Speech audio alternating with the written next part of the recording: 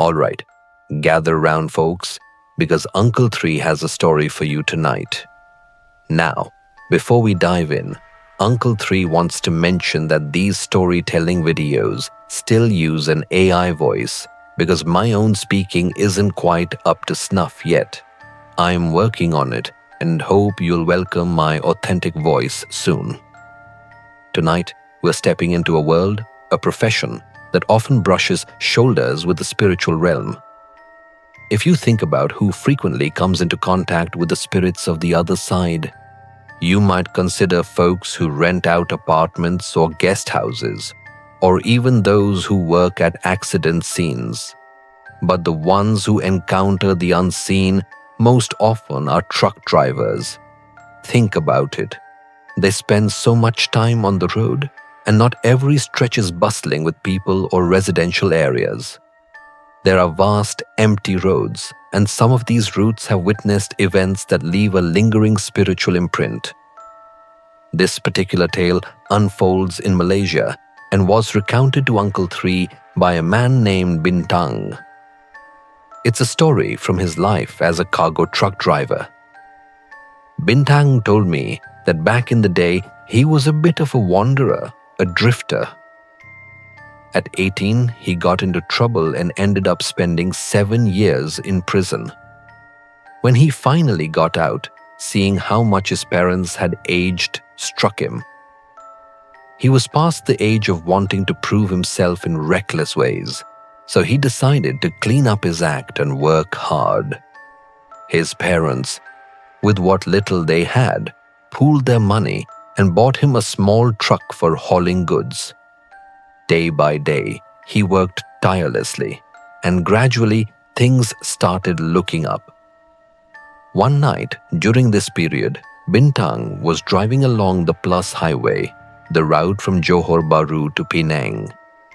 He was passing through a stretch of road that was nothing but dense forest when, out of nowhere, his truck just died. It was the dead of night, and being in the middle of a forest, it was pitch black. He'd only driven this route twice before, so he wasn't even sure exactly where he'd broken down. He got out to check under the hood, but for his life, he couldn't figure out what was wrong. After a long while, out of sheer desperation, he tried to flag down passing vehicles for help, but not a single car stopped. He figured they were probably scared he was setting them up for a robbery. And honestly, in the dead of night, who can blame them? Everyone wants to protect their life and their belongings. Finally, with no other options, he called the client to tell them the delivery would be delayed. Then, he decided to climb back into his truck and try to get some sleep, hoping that things would be better in the morning when more people were around. Just as he was settling in and about to drift off, he heard it.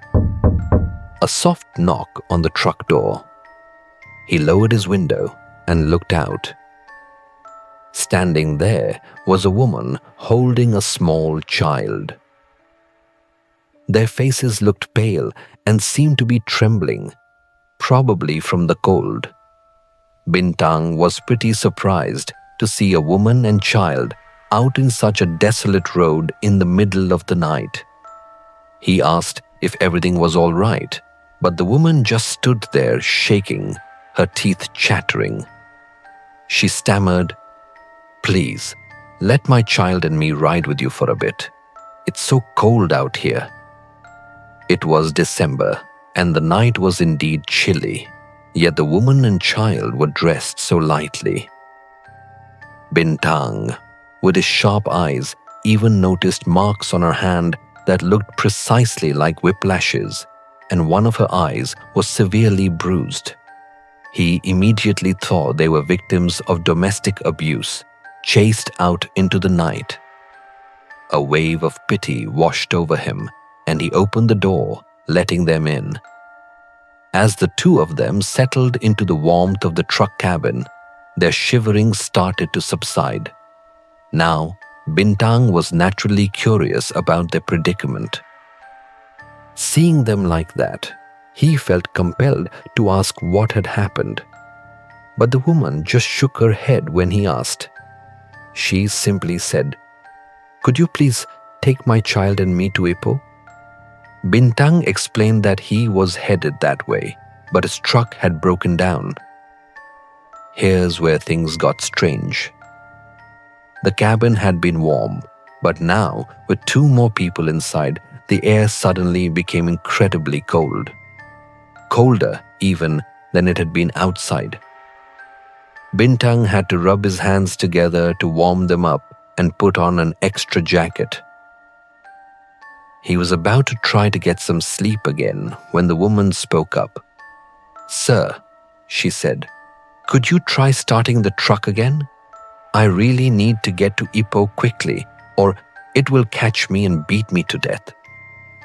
Bintang figured it referred to her husband. He decided to humor her and tried to start the engine. To his absolute astonishment, the truck, which had been stubbornly dead, roared to life as if nothing had ever been wrong. He let out a sigh of relief, muttering under his breath at the stubborn vehicle, but ultimately feeling lightened by the turn of events. He decided to continue on his journey. As they drove, Bintang tried to strike up a conversation with the woman a few times to fight off sleep, but she never answered. The child just clung tightly to its mother, only showing a pair of eyes that Bintang found incredibly gloomy. Every time his gaze met those eyes, he felt an involuntary shiver run down his spine. So, he stopped asking questions. After a long while of driving in silence, Bintang decided to ask the woman where in Ipoh she wanted to be dropped off. He turned to look at her, and that's when he let out a terrified scream. The woman was still there, but her lips were pale, bruised, and blood was streaming from her temple, running down her face. And then, she turned to him and flashed a smile that stretched all the way to her ears. In that horrifying moment, Bintang fought with every ounce of his being to stay calm, to keep his hands steady on the wheel so he wouldn't crash. He managed to pull the truck over to the side of the road and slammed on the brakes. After he'd wrestled the car to a stop, he spun around to look at the passenger seat. It was completely empty. Goosebumps erupted all over his body. He looked around frantically, but it was just him and the dark night. The woman and child had simply vanished, as if they'd evaporated into thin air. At that moment, Bintang knew for certain he had just encountered ghosts. This stretch of road was nothing but forest, far from any residential areas, and he dared not linger for another second. He floored the gas pedal and sped away. As Uncle Three mentioned, Bintang was a tough guy, not easily scared. From his youth, he'd faced rough situations, even prison time. He'd never been afraid of driving late at night. But at that very moment, his entire body was shaking and he was swallowing constantly.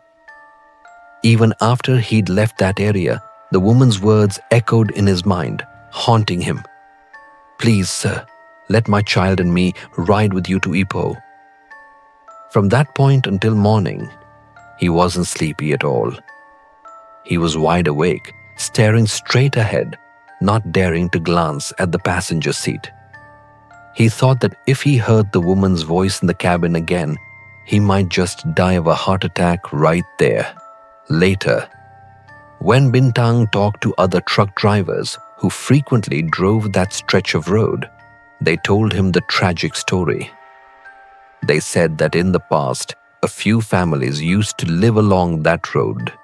Among them was a couple with a 2-year-old child. The husband was a violent man, a heavy drinker. Even when no one was around to drink with him, he'd sit alone and drink day after day.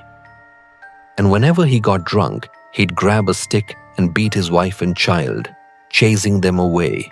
One night, the wife, after enduring another beating, couldn't take it anymore and ran away with a child. But her husband wouldn't let up.